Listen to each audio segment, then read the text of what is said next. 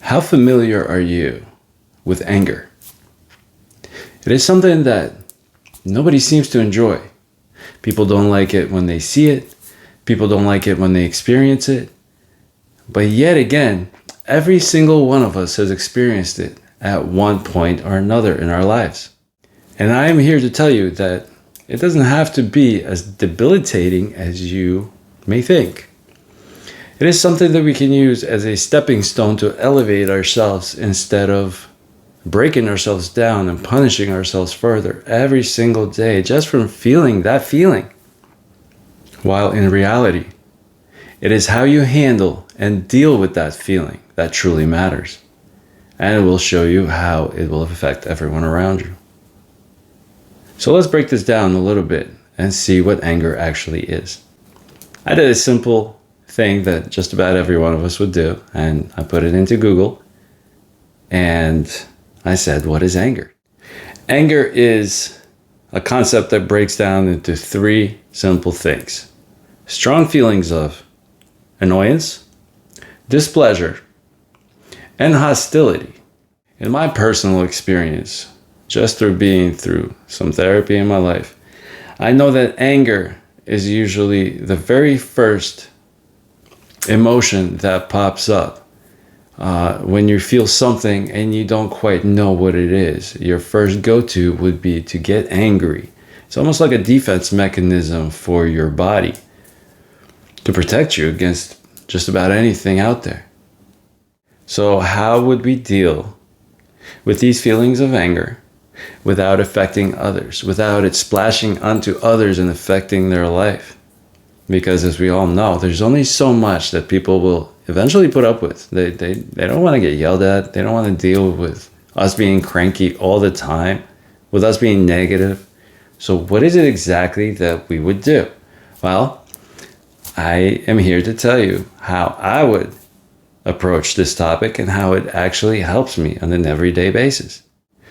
So for dealing with my feelings of anger, step number one that I like to do is taking accountability for my part in that situation.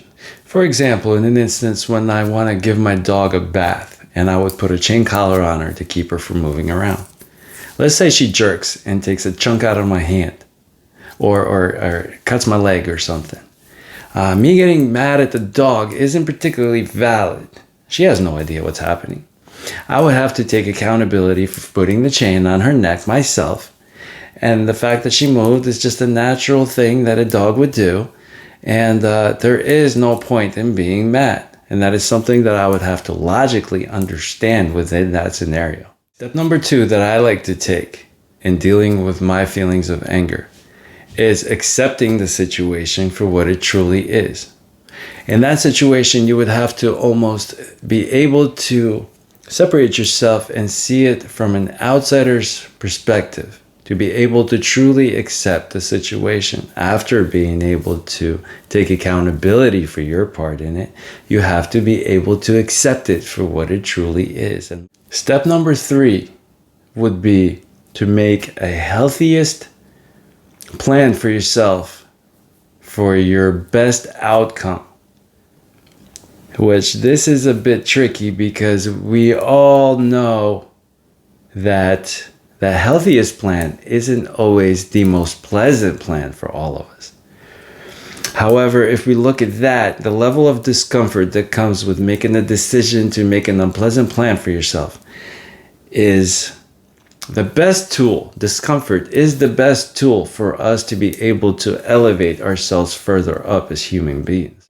Once I've gotten through the first three steps that I've already discussed with you, my last step would be try to figure out how to walk away from an old pattern, which again will make you think and try to identify the patterns that you always follow.